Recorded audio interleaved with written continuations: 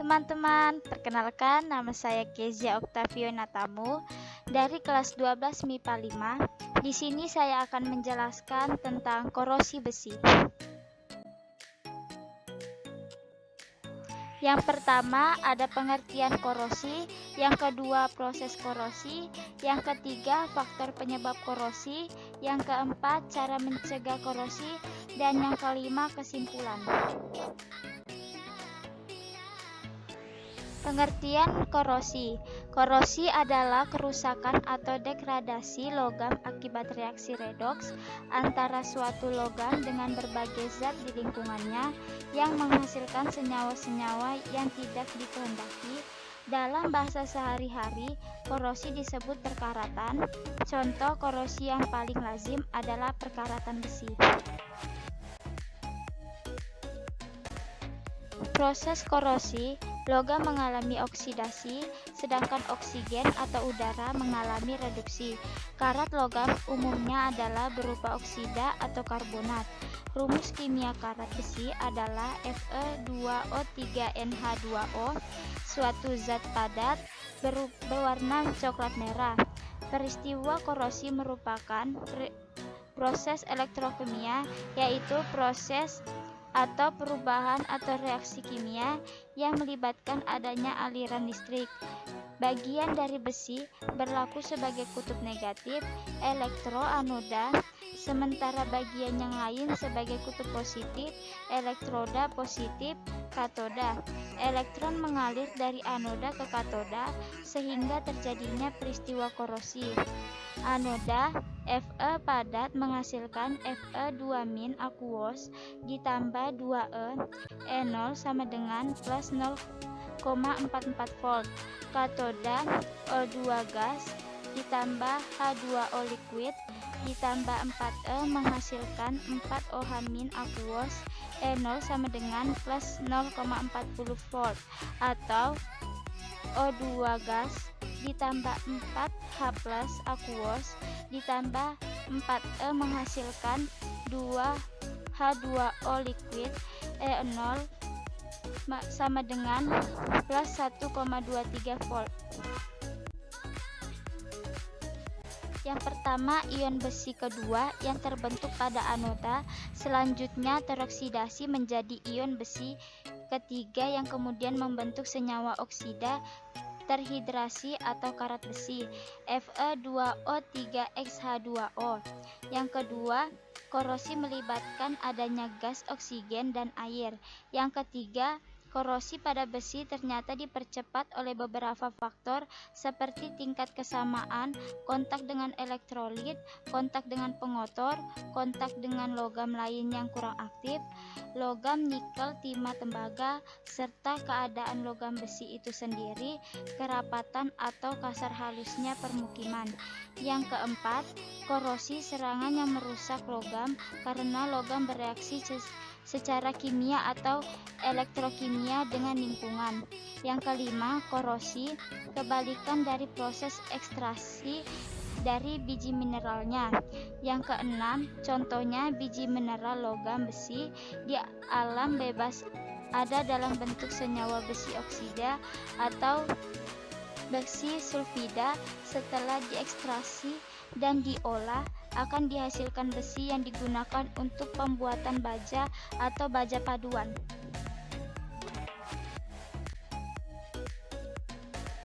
Yang ketujuh, deret volta dan hukum Nernst akan membantu untuk dapat mengetahui kemungkinan terjadinya korosi. Yang kedelapan, kecepatan korosi sangat tergantung pada banyak faktor seperti ada atau tidaknya lapisan oksida, karena lapisan oksida dapat menghalangi beda potensial terhadap elektroda lainnya yang akan sangat berbeda bila masih jauh dari oksida. Faktor-faktor penyebab korosi. Yang pertama, kelembapan udara atau uap air. Air merupakan salah satu faktor paling untuk berlangsungnya proses korosi.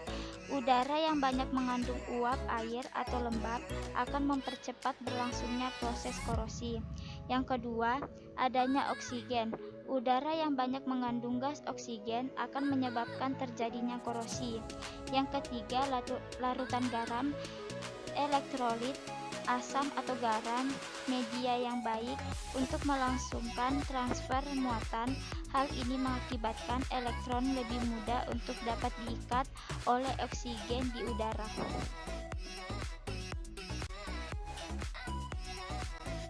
Yang keempat, lapisan pada permukaan logam yang tidak rata.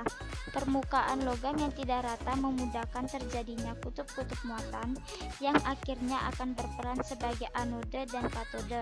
Permukaan logam yang licin dan bersih akan menyebabkan korosi sukar terjadi. Sebab sukar terjadi, kutub-kutub yang akan bertindak sebagai anode dan katode. Yang kelima, keberadaan zat pengotor. Zat pengotor di permukaan dapat menyebabkan terjadinya reaksi reduksi tambahan sehingga lebih banyak atom logam yang teroksidasi. Sebagai contoh, adanya tumbukan, debu, karbon, dan hasil pembakaran BBM pada permukaan logam mampu mempercepat reaksi reduksi gas oksigen pada permukaan logam. Dengan demikian, peristiwa korosi semakin dipercepat. Yang keenam, kontak dengan elektrolit. Keberadaan elektrolit seperti garam dalam air laut dapat mempercepat laju korosi dengan menambah terjadinya reaksi tambahan, sedangkan konsentrasi elektrolit yang besar dapat melakukan laju aliran elektron sehingga korosi meningkat. Yang ketujuh, temperatur. Temperatur mempengaruhi kecepatan reaksi redoks pada peristiwa korosi. Secara umum, semakin tinggi temperatur, maka semakin cepat terjadinya korosi. Hal ini disebabkan dengan meningkatnya temperatur, maka meningkat pula energi kinetik partikel, sehingga kemungkinan terjadi tumbukan efektif pada reaksi redoks semakin besar. Efek korosi yang disebabkan oleh pengaruh temperatur dapat dilihat pada perkakas-perkakas atau mesin-mesin yang dalam pemakaiannya menimbulkan panas akibat gesekan. Yang kedelapan, pH. Peristiwa korosi pada kondisi asam, yakni pada kondisi pH kurang dari 7 semakin besar, karena adanya reaksi reduksi tambahan yang berlangsung pada katode, yaitu 2H+ aqueous ditambah 2 amin menghasilkan H2. Adanya reaksi reduksi tambahan pada katode menyebabkan lebih banyak atom logam yang teroksidasi sehingga laju korosi pada permukaan logam semakin besar. Yang kesembilan, kemungkinan logam yang rendah mengintimidasikan banyaknya atom-atom unsur lain yang terdapat pada logam tersebut sehingga memicu terjadinya efek galvanik coupling, yaitu timbulnya perbedaan potensial pada permukaan logam akibat perbedaan antara atom-atom unsur logam yang berbeda dan terdapat pada permukaan logam dengan kemurnian rendah. Efek ini memicu korosi pada permukaan logam melalui peningkatan reaksi oksidasi pada daerah anode. Yang ke-10, mikroba. Adanya koloni mikroba pada permukaan logam dapat menyebabkan peningkatan korosi pada logam. Hal ini disebabkan karena mikroba tersebut mampu mendegradasi logam melalui reaksi redoks untuk memperoleh energi bagi berlangsungan hidupnya. Mikroba yang mampu menyebabkan korosi antara lain protozoa, bakteri besi mangan oksida, bakteri reduksi sulfat, dan bakteri oksidasi sulfur sulfida, Thiobacillus thiopsidan, Thiobacillus ferocidan.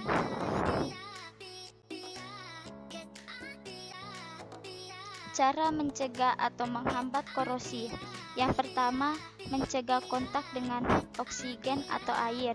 Yang kedua, pemakaian logam alau. Pemakaian logam alau atau paduan logam yang bersifat tahan karat dengan cara pembentukan pada pelindung, misalnya besi dicampur dengan logam Ni dan Cr menjadi besi stainless, menaikkan tegangan elektroda. Yang ketiga, pemakaian lapisan pelindung. Pemakaian lapisan pelindung dengan cara pencegahan pelapisan senyawa organik atau pelumas, pelapisan dengan gelas, pelapisan dengan logam, perlindungan katoda, dilapisi logam yang lebih mulia. Yang keempat, elektrokimiawi. Elektrokimiawi dengan cara eliminasi perbedaan tegangan, menaikkan kemurnian logam, mencegah kontak dua logam, memakai inhibitor, isolasi logam dan lautan, dan lain-lain. Dari kesimpulannya, elektrolisis pada sel elektrolisis, aliran listrik menyebabkan reduksi pada muatan negatif di katoda dan oksidasi pada muatan positif di anoda. Aplikasi elektrolisis, elektroplating, produksi aluminium dan magnesium, pemurnian tembaga dan elektrolisis dan pelelehan NaCl. Korosi logam adalah salah satu masalah yang paling penting yang dihadapi oleh kelompok industri maju. Pengaruh korosi dapat dilihat atau pembentukan karat pada permukaan besi dan tidak terlihat atau keretakan serta terjadinya pengurangan kuat logam di bawah permukaan. Sekian penjelasan dari saya. Mohon maaf jika ada tutur kata yang salah. Terima kasih.